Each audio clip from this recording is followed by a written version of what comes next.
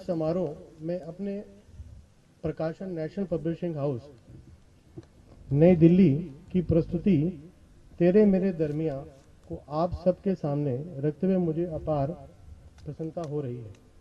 देश के प्रमुख कवि लेखक स्वयं स्वर्गीय नारायण दास जाजू जी यद्यपि आज हमारे बीच नहीं है, किंतु उनके शब्द गजलों में मौजूद हैं। ये पुस्तक यकीन आप सबको पसंद आएगी। नेशनल पब्लिशिंग हाउस नई दिल्ली के प्रमुख मेरे पिता श्री सुरेंद्र कुमार मलिक जी ने आप सबको शुभकामनाएं दी हैं और मैं आप सबके प्रति अपना आभार समर्पित करता हूं। धन्यवाद।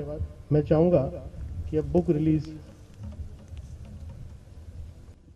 Generally, it so happens that once somebody passes away, the photographs are kept and garlanded, and people tend to forget about them. But here, this is not the case. Sanjay Jaju has done a wonderful job of keeping his father's memory in his heart and also sharing it with all of us. And actually, it is today Dr. Narayan Das Jaju's 70th birthday also. So, as a very suitable birthday gift, Sanjay Jaju has given him this book, Tere Mere Darmiyan. And जैसे संजय जाजू इतनी अच्छी gift दे रहे हैं अपने पिताजी को, जो जिसकी जिंदगी लेखनी से ही जुड़ी थी, वो कहते हैं कि अगर लिखता नहीं था तो यूं बिखर जाता। नारायण दास जाजू कहते हैं कि अगर मैं लिखता नहीं था तो यूं बिखर जाता, नहीं तो आप ही बतलाएं मैं किधर जाता। संजय जाजू जी।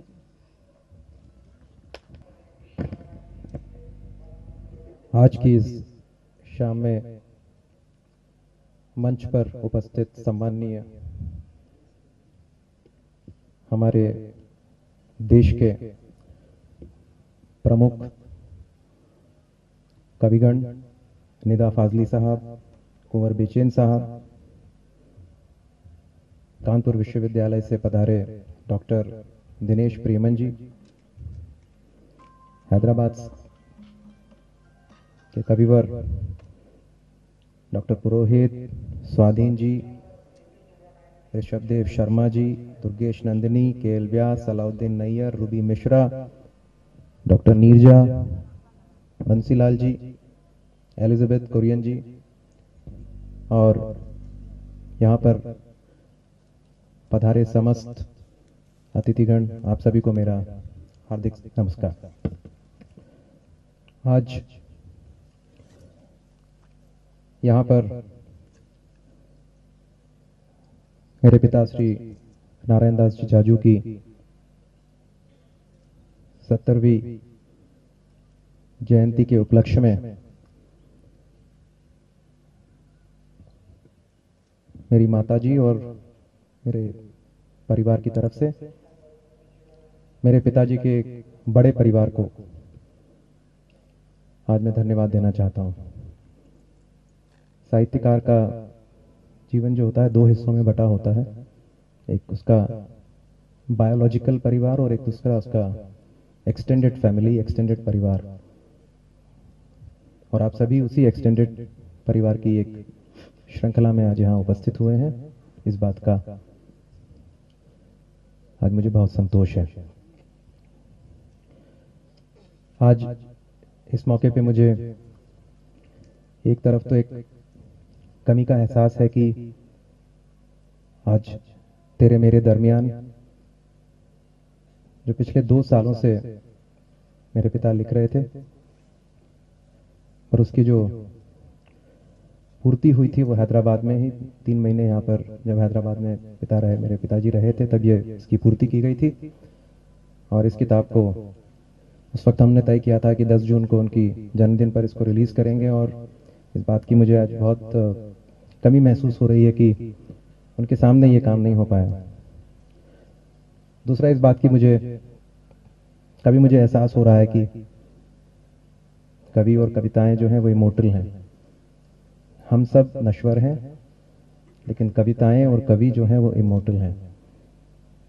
इसी बात का मुझे एहसास है और इसी सदमे से बाहर निकलने के लिए इस एहसास ने मुझे बहुत मदद की है कि वो कहीं है गए नहीं है, वो यहीं है।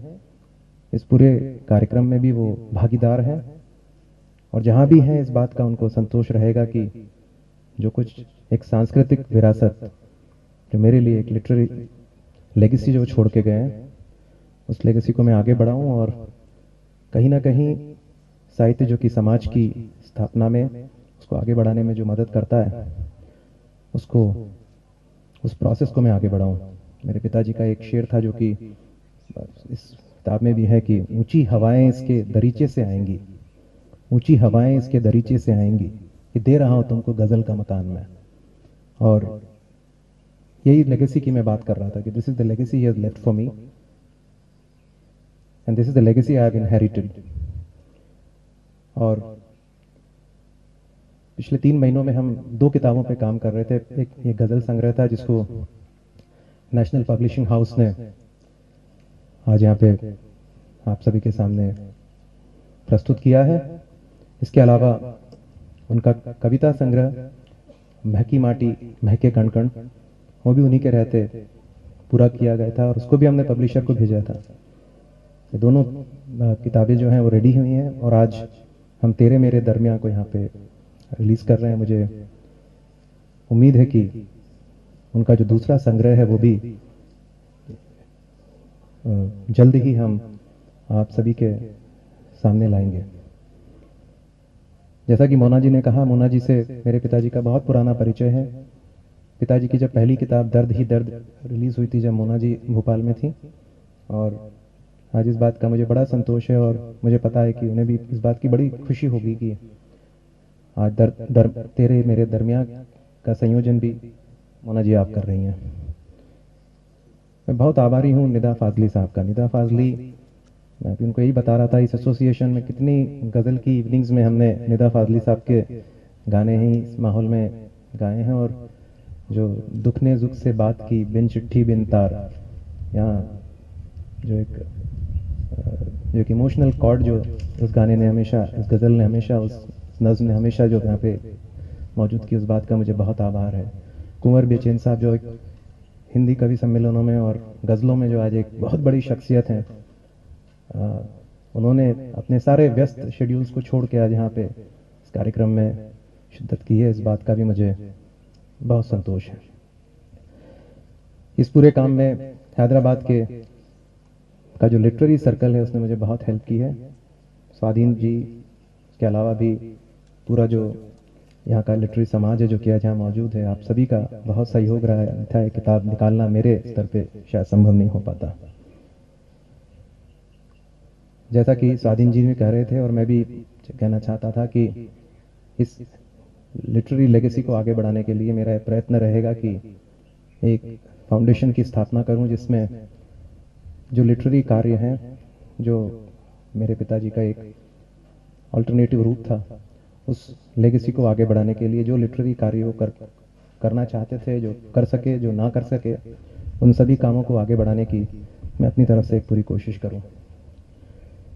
पिताजी के कुछ और 1-2 शेर हैं जो कि मैं आप लोगों को बताना चाहता, जो उनकी शख्सियत, उनकी पर्सनालिटी को डिस्क्राइब करता था। खुदा को कौन से घर में भिजा दिया तूने, खुदा को कौन से घर में भिजा दिया तूने, ये कौन है जो मेरे अंदर मेरी तलाश में है, ये कौन है जो मेरे अंदर मेरी तलाश में है।